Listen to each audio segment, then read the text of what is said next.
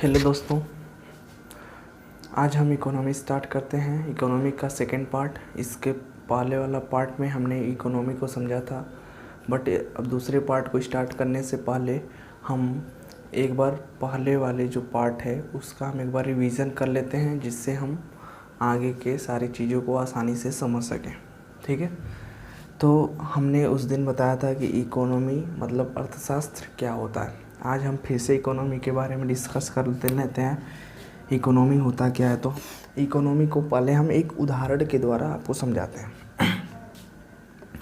इसमें क्या होता है कि जैसे हमने मान लीजिए मेरे घर वाले मुझे 5,000 रुपये दे दिए और बोले हमसे, मेरे घर वाले जैसे आपके माता पिता ने आपको 5,000 रुपये दे दिए और बोले आपसे कि इस 5,000 में आपको एक मंथ में जो खर्चे हैं, जो एक्सपेंडिचर हैं, जो आपके नीड्स एंड वांट्स हैं, जो आप चाहते हैं, उनको इसी 5,000 में पूरा करना है, इसी 5,000 रुपये में पूरा करना है।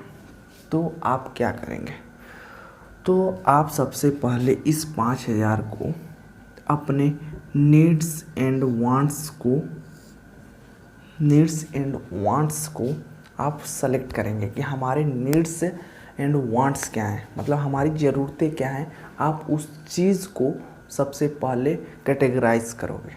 ठीक है, उसको कैटेगराइज करने के बाद आप उस पैसे को जो सबसे ज़्यादा ज़रूरी है, उस पैसे को उस क्षेत्र में मतलब एरिया वाइज उस पैसे को डिस्ट्रीब्यूट करोगे। ठीक है, इस पैसे को क्या करोगे, जो हमारे नीड्स एंड वांट्स हैं, जो हमारी ज़रूरतें हैं, उसके आधार पर हम इस पैसे को डिस्ट्रीब्यूट करेंगे।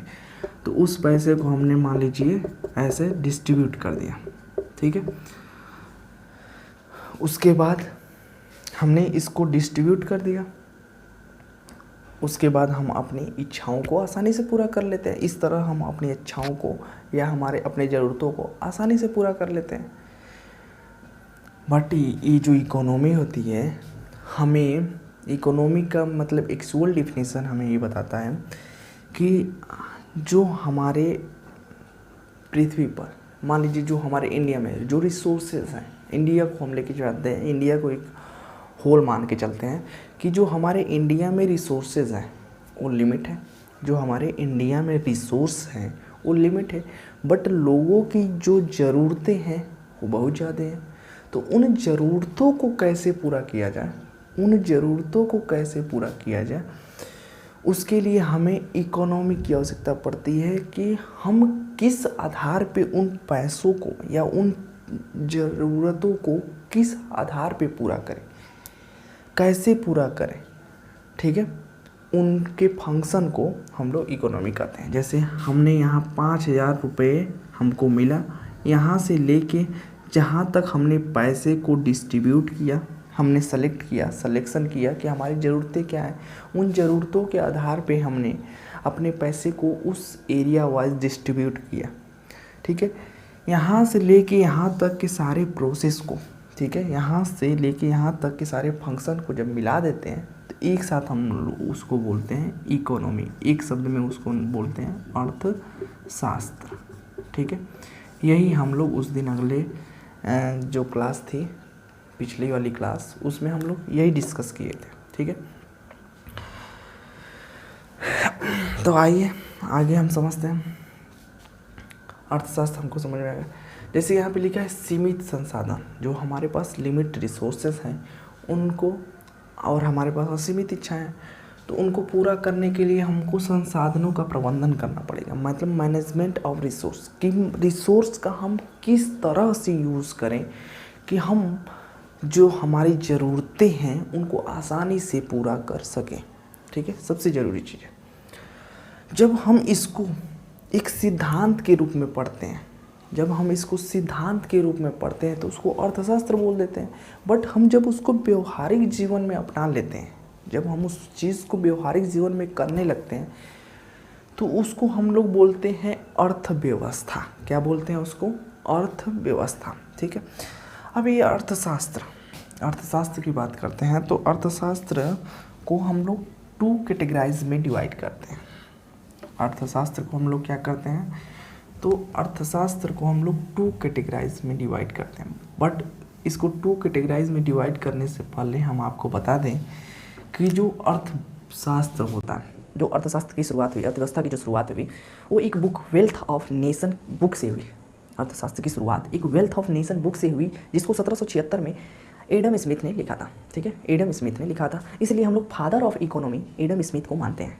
हम लोग father of economy Adam Smith को ही मानते हैं। बट अगर कोई पूछे कि भारतीय इकोनॉमी के मतलब फादर ऑफ इंडियन इकोनॉमी, तो विश्वेश्वरैया हो जाएंगे। ठीक है, अब बात करते हैं कि जो अर्थशास्त्र है, इकोनॉमी, ठीक है, इकोनॉमी, तो इसको हम 2 पार्ट्स में डिवाइड कर देते हैं, मतलब 2 भाग में इसको बांट देते हैं। पहला होता है माइक्रो इकोनॉमी, माइक्रो इकोनॉमी, और दूसरा होता है मैक्रो इकोनॉमी, मैक्रो इकोनॉमी। ठीक है, अब माइक्रो और मैक्रो क्या होता है, तो माइक्रो ये वर्ड से ही समझ में आ जा रहा है कि माइक्रो छोटा वर्ड है, मतलब माइक्रो छोटी छोटी चीज़ों का अध्ययन किया जाता है, और मैक्रो में बड़ी चीज़ों का अध्ययन किया जाता है। ठीक है, तो इसको समझने के लिए हम एक उदाहरण देते हैं। एक उदाहरण के द्वारा हम लोग इसको भी समझते हैं कि जैसे हमने जैसे मान लीजिए एक जो क्लास है वो 10 विद्यार्थियों का है। हमने ले लिया कि एक क्लास जो है वो 10 विद्यार्थियों का एक क्लास है। ठीक है, हम उसमें जाके इंडिविजुअली हम हर बच्चे को खड़ा करें और उनसे पूछें कि आपके नीड्स क्या हैं, आपके वांट्स क्या हैं। तब पूरे को लेके, पूरे क्लास के संक्षेप में, पूरे क्लास के होल क्लास को लिए हमने, बट पूरे क्लास के संक्षेप में लेके हमने एक एक विद्यार्थी के बारे में अध्ययन करा। ठीक है, एक एक विद्यार्थी के बारे में अध्ययन किया, तो ये हो गया माइक्रो। बट हम इसी पूरे क्लास को होल मान के, एज अ होल, इस पूरे क्लास को होल मान के, मतलब पूरा मान के जब हम इस क्लास का अध्ययन करते हैं तो माइक्रो हो जाता है। मैक्रो मतलब इसको होल मान देते हैं, मतलब संपूर्ण। ठीक है, संपूर्ण मतलब पूरे को एक साथ अध्ययन कर लेते हैं, तो क्या हो जाता है, माइक्रो इकोनॉमी। बट हमने माइक्रो इकोनॉमी क्या होता है कि इंडिविजुअली, मतलब अलग अलग सारी चीज़ों को उठा के अध्ययन करते हैं, तो उस माइक्रो की कैटेगरी माइक्रो इकोनॉमी कहलाता है। अब आता है जैसे हमने एक माइक्रो इकोनॉमी का, जैसे हमने देख लिया कि एक घर की अर्थव्यवस्था, हमने हमारे देश में बहुत सारे राज्य हैं, तो हमने ले लिया कि राज्य की अर्थव्यवस्था क्या है। ठीक है, तो ये आ जाएगा माइक्रो इकोनॉमी में। ठीक है, मैं पूरे देश के संक्षेप में, मैं पूरे मान लीजिए अपना इंडिया ले लिया, अपने इंडिया के संक्षेप में मैंने उठाया कि हमारे देश में राज्य कौन सा, तो यूपी। ठीक है, राज्य कौन सा, तो यूपी। हमने एग्जाम्पल लिया है, राज्य कौन सा, तो यूपी का अर्थव्यवस्था इकोनॉमी क्या है। ठीक है, हमने इस राज्य, पर्टिकुलरली राज्य का हमने क्या किया, इकोनॉमी पढ़ा, अर्थव्यवस्था देखा, तो ये क्या हो गया, माइक्रो इकोनॉमी में, माइक्रो इकोनॉमी। बट हम इस पूरे देश के संक्षेप में, पूरे देश का एज अ होल, पूरे देश का अध्ययन करें, पूरे मतलब अपने देश की पूरे अर्थव्यवस्था का अध्ययन करें, तब हो जाएगा मैक्रो। यदि हम अपने पूरे इंडिया, मतलब अपने पूरे भारत का, राष्ट्र का अध्ययन करें, तो वहाँ पे हो जाएगा, अपने पूरे राष्ट्र का अर्थव्यवस्था का अध्ययन करें, अर्थशास्त्र का अध्ययन करें, तो हो जाएगा माइक्रो की कैटेगरी में आ जाएगा। ठीक है, अब समझ में आ गया होगा। अब बात होता है कि माइक्रो जो होता है और मैक्रो, इसके जनक कौन है, मतलब father of micro economy and father of macro economy. ठीक है, तो आपको बता दें कि जो फादर ऑफ माइक्रो इकोनॉमी है उसके भी जनक कौन है, तो एडम स्मिथ है, एडम स्मिथ है। बट इसके जनक कौन है, तो माइक्रो स्मिथ के जेएम किन्स है, जॉन मिनार्ड किन्स। ठीक है, जॉन मिनार्ड किन्स। ठीक है, इनका नाम है जॉन मिनार्ड किन्स। तो फादर ऑफ माइक्रो इकोनॉमी कौन है, तो John Maynard Keynes. Father of micro economy कौन है, तो वही है एडम स्मिथ जी हैं। ठीक है, यहाँ तक समझ में आ गया आपको।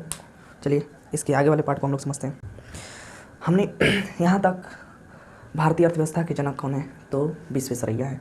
अब हम लोग देखते हैं कि जो हमारे अर्थव्यवस्था में जो हमको आय प्राप्त होता है, हमारी अर्थव्यवस्था में जो हमको आय प्राप्त होता है, हमारी अर्थव्यवस्था में जो हमको आय प्राप्त होता है वो किस सेक्टर से आता है। तो हमने अगले वाले, मतलब पिछले वाले वीडियो में हमने इसकी चर्चा की थी।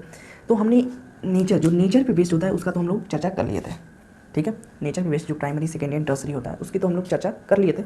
बट यहाँ पे अब 2 चीज़ बच जाते हैं, कंडीशन एंड ऑनरशिप के संक्षेप में। तो ऑनर मतलब कंडीशन के आधार पे ऑर्गेनाइज सेक्टर होते हैं एंड अनऑर्गेनाइज सेक्टर होते हैं। तो आज हम लोग इसी को स्टार्ट करते हैं। जैसे हमने जो आय आता है तो उसको हम लोग क्षेत्र के हिसाब से, अर्थव्यवस्था में जो आय आता है, अर्थव्यवस्था, ठीक है, अर्थव्यवस्था में जो आय आता है, जो हमें आय प्राप्त होती है वो किस क्षेत्र से प्राप्त हो रही है, तो उस क्षेत्र को, ठीक है, अर्थव्यवस्था में जो आय प्राप्त होती है वो किस क्षेत्र से आ रही है, उस क्षेत्र को हमने पहला बताया था नेचर के बेस पे, दूसरा बताया था term and condition, condition, and तीसरा बड़ा था ऑनरशिप। ठीक है, हम नेचर में हमने पढ़ा कि प्राइमरी होता है, प्राइमरी सेकेंडरी होता है, एंड तीसरा होता है टर्सरी, जिसको हम लोग नेचर के बेस में बोलते हैं। प्राइमरी को प्राथमिक, सेकेंडरी को द्वितीयक, एंड टर्सरी को तृतीयक। तो इसमें primary sector, secondary sector and tertiary sector, जो हम लोग पिछले वीडियो में चर्चा कर चुके हैं। आज हम इस मतलब चर्चा करने वाले हैं कंडीशन। हम लोग आज बात करेंगे कंडीशन, शर्त के रूप में। इसको कितने रूप में डिवाइड करते हैं? तो पहला हो गया ऑर्गेनाइज सेक्टर, ऑर्गेनाइज सेक्टर। हाँ, दूसरा हो गया अनऑर्गेनाइज सेक्टर, मतलब संगठित क्षेत्र एंड असंगठित क्षेत्र। तो संगठित क्षेत्र की बात करते हैं। संगठित क्षेत्र में किसे कहते हैं संगठित क्षेत्र? तो संगठित क्षेत्र में मेनली 3 कारक जो होते हैं, जिम्मेदार होते हैं। जैसे मान लीजिए हम कहीं काम कर रहे हैं, हम क्या कर रहे हैं, कहीं काम कर रहे हैं, तो वहाँ पे यदि 3 चीज़ फिक्स हो, जैसे आपका शर्त क्या है, ठीक है, आपका शर्त फिक्स हो, दूसरा टाइम फिक्स हो, और तीसरा सैलरी फिक्स हो। आपका क्या चीज़, 3 चीज़ फिक्स होनी चाहिए। तो आप किस शर्त पे काम करेंगे? शर्त, ठीक है, टर्म, जैसे हम लोग बोलते हैं टर्म, ठीक है। दूसरा चीज़ टाइम, और तीसरा चीज़ होता है सैलरी, ठीक है। तीसरा चीज़ क्या होता है? सैलरी। ये 3 चीज़ फिक्स होने चाहिए मेरे भाई, ये 3 चीज़ होते हैं, ये फिक्स होने चाहिए, तब वो ऑर्गेनाइज सेक्टर के रूप में रखा जाता है, ऑर्गेनाइज सेक्टर के क्षेत्र में आते हैं। जैसे मान लीजिए हमने किसी कंपनी में काम करें, ठीक है, मान लीजिए एक बढ़िया कंपनी में हम काम करें, तो बढ़िया जो बड़ी बड़ी कंपनियां होती हैं, तो बड़ी बड़ी कंपनियों में जब हम लोग काम करते हैं, तो बड़ी बड़ी कंपनियां क्या होती हैं, वो एक शर्त के बेस पे आपको उठा के लाती हैं कि आपको ये काम करना है। ऐसा नहीं कि वहाँ पे आपको लेने जाएँ या आपके जब इंटरव्यू हो तो आपसे कुछ और कहा जाए और आपको कंपनी के अंदर कुछ और कराया जाए, ऐसा बिल्कुल नहीं होता है। तो आपको पहले शर्त बताया जाएगा कि हाँ आपको ये काम करना है, और अगर ये गलत काम करते हैं तो आपको कंपनी बाहर निकाल सकती है, आपको कंपनी हटा सकती है। दूसरी चीज़ टाइम, इसमें क्या होता है, टाइम फिक्स होते हैं। कंपनी में जो ऑर्गेनाइज सेक्टर की कंपनियाँ होती हैं या ऑर्गेनाइज सेक्टर जो होते हैं, क्षेत्र होते हैं, इनमें क्या होता है कि टाइम फिक्स होता है, आपका टाइम बधा रहेगा कि हाँ आपको इतने टाइम से इतने टाइम के बीच में ही वर्क करना है, इससे एक्स्ट्रा आपको वर्क नहीं कराया जाएगा। तीसरी चीज़, इसमें सैलरी भी फिक्स होती है। इसमें क्या होता है, सैलरी भी फिक्स होती है कि आपको इतना पर एनम सैलरी दी जाएगी, ठीक है। तो उन जो वो क्षेत्र जहाँ से आय हमें प्राप्त होता है, ऐसे क्षेत्र जहाँ से हमें आय प्राप्त होता है, ऐसे क्षेत्र को हम लोग ऑर्गेनाइज क्षेत्र कहते हैं, मतलब संगठित क्षेत्र कहते हैं। दूसरा चीज़ आता है unorganised sector, unorganised sector. Unorganised sector क्या होता है? इसको हिंदी में बोलते हैं असंगठित क्षेत्र बोलते हैं, इसको हिंदी में बोलते हैं असंगठित क्षेत्र। तो ऐसा क्षेत्र जहाँ पे शर्त, टाइम एंड सैलरी, कोई चीज़ फिक्स नहीं होता है, यहाँ पे ऐसा सेक्टर, ऐसा क्षेत्र जहाँ पे ये तीनों चीज़ें फिक्स नहीं होती हैं। जैसे आप किस शर्त पे जा रहे हैं, जैसे हम एग्जाम्पल ले लें, एक किसान है, खेत में उसे काम करना है और उसको खेत से ही अपना घर का पालन पोषण करना है, तो उसका तो एक व्यापार ही हुआ, उसको भी उस खेत से आय प्राप्त हो रही है। बट उसका तो ये है नहीं कि हाँ उसको सुबह में 8 बजे जाना है तो जाना ही है, ऐसा तो है नहीं। वो सुबह में उठेगा, अपना जो मॉर्निंग का जो क्रियाकलापें होती हैं वो करेगा, उसके बाद वो आराम से जाएगा। कभी ऐसा तो है नहीं कि वो 8 बजे जा रहा है तो डेली 8 ही बजे जाएगा, उसका कोई टाइम फिक्स नहीं होता है। वो किसी दिन 8 बजे चला गया, किसी दिन 9 बजे जाएगा, किसी दिन 10 बजे जाएगा, और कुछ तो ऐसे होता है जब भी नहीं करते हैं। तो उनमें क्या होता है कि कोई टाइम फिक्स नहीं होती है। दूसरा चीज़, इसमें कोई शर्त नहीं होता, आज मन किया तो करेंगे, आज मन नहीं किया तो नहीं करेंगे, कल मन करेगा कल करेंगे, कल भी मन नहीं करेगा कल भी नहीं करेंगे। तो इसमें क्या होता है, कोई शर्त नहीं है, कोई आपको बोलने वाला नहीं है। तीसरा चीज़ है सैलरी फिक्स नहीं है। भाई जब 2 फैक्टर आप काम ही नहीं कर रहे हैं, जब 2 फैक्टर में आप ढल ही नहीं रहे हैं, 2 फैक्टर आप ध्यान ही नहीं दे रहे हैं, तीसरा फैक्टर जारी सी बात है नहीं होएगा, तो सैलरी भी आपका कोई मतलब फिक्स नहीं रहेगी। आप कभी किसी महीने में ज़्यादा कमाएंगे, आप किसी महीने में कम कमाएंगे, पता चला किसी महीने में आप कमाए नहीं, ठीक है। इसमें कोई सैलरी फिक्स नहीं होता है। तो ऐसे क्षेत्र जहाँ से इस तरह की आय प्राप्त होती हैं उसे बोलते हैं अनऑर्गेनाइज सेक्टर, ठीक है। इन सारी चीज़ों को ध्यान देना बहुत ज़रूरी होता है, ठीक है। तो चलिए आगे बढ़ते हैं, इसके धीरे धीरे समझ में आ जाएगा, कोई दिक्कत नहीं है। अब जैसे ऑनरशिप हो गया, ऑनरशिप, तो ऑनरशिप जैसे कोई चीज़ को हम उत्पादन करना है तो एक मालिक का तो होना बहुत ज़रूरी है भाई। अगर कोई मालिक ही नहीं रहेगा, कोई ऑनर ही नहीं रहेगा, तो किसकी गाइडेंस में वो काम होगा। जैसे कंपनी है, कंपनी का पता चले कोई ऑनर ही नहीं है तो कंपनी चल थोड़ी पाएगी, वो कंपनी नहीं चलने वाली है। तो ऑनर के हिसाब से, ऑनरशिप के हिसाब से हम लोग डिवाइड करते हैं कि वो पैसा जो हमको अर्थव्यवस्था में जो पैसा आ रहा है वो किस क्षेत्र से आ रहा है। तो एक होता है कि गवर्नमेंट सेक्टर, ठीक है, गवर्नमेंट सेक्टर, ठीक है।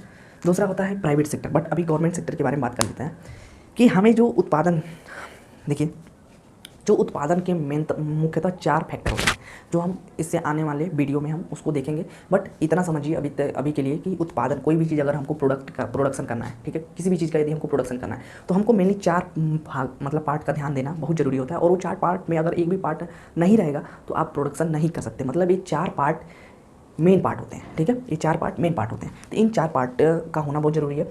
तो इन 4 जो प्रोडक्शन हमको करना है, प्रोडक्शन, ठीक है, ये बेस है मुख्यतः 4 पार्ट पे, 4 पार्ट पे, ठीक है। यदि जो ऑनर है, ठीक है, जो ऑनर है, यदि इस चारों पार्ट पे, ठीक है, इस चारों पार्ट पे किसका अधिकार हो, तो गवर्नमेंट का अधिकार हो, ठीक है। इस चारों पार्ट पे यदि गवर्नमेंट का अधिकार है तो किस चीज़ का हो गया, तो वो जो पैसा उससे आप मतलब अर्न करेंगे, तो या जो भी चीज़ उससे अर्न करेंगे वो किस क्षेत्र में जाएगा, तो गवर्नमेंट सेक्टर में जाएगा। मतलब मान लीजिए कोई कंपनी है, ठीक है, मान लीजिए कोई कंपनी है, हमने मान लिया XYZ कोई कंपनी है, ठीक है, उसका नाम है कंपनी का। तो इसमें क्या है ना कि इसमें जो पैसा इन्वेस्ट करता है, इसमें इस कंपनी में जो पैसा इन्वेस्ट करता है वो गवर्नमेंट करता है। कौन सा करता है, तो गवर्नमेंट करता है। तो एक बात बताओ, इस कंपनी में पैसा इन्वेस्ट कौन किया, तो गवर्नमेंट।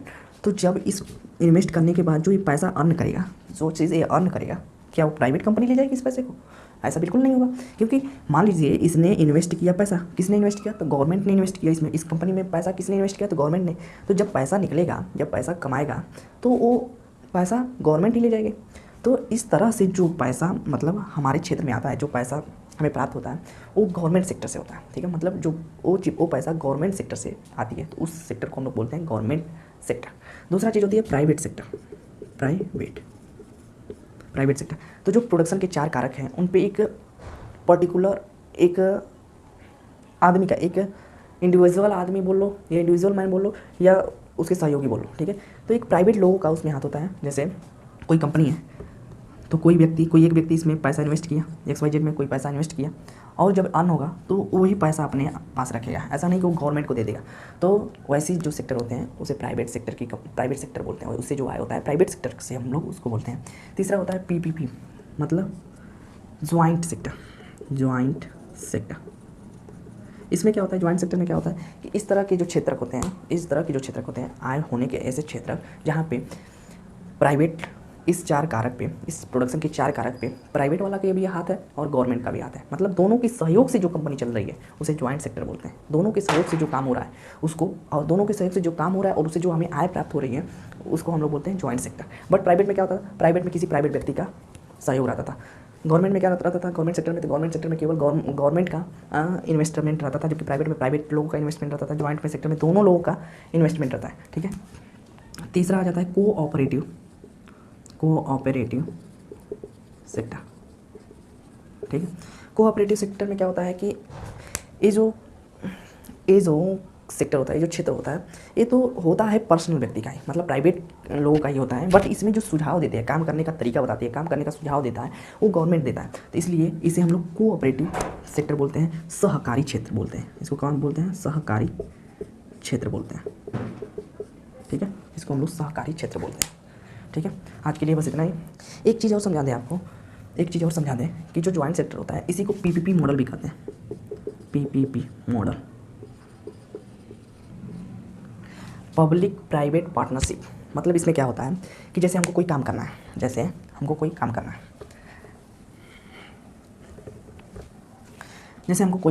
तो हमको PPP मॉडल पे करना है। जैसे हमको कोई काम करना है, जैसे हमको मान लीजिए कोई हाईवे बनवानी है, ठीक है, कोई हाईवे बनवानी है, मान लीजिए 8 लाइन की कोई हाईवे बनानी है, एक्सप्रेसवे बनानी है, ठीक है।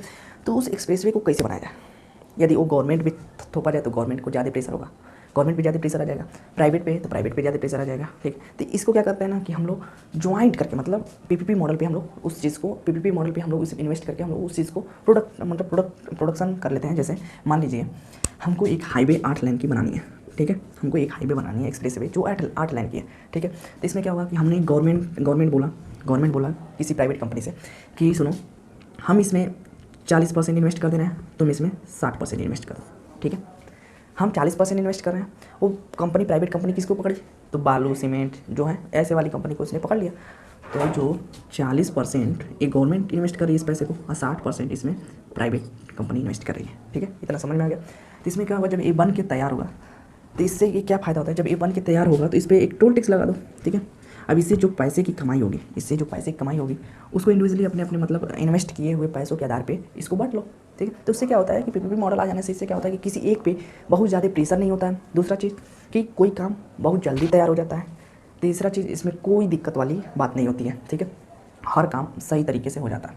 एक ही पे अगर छोड़ दें तो काम कैसे करेगा कैसे नहीं करेगा, ये तो बात की बात है। तो इतना तो समझ में आ जाना चाहिए।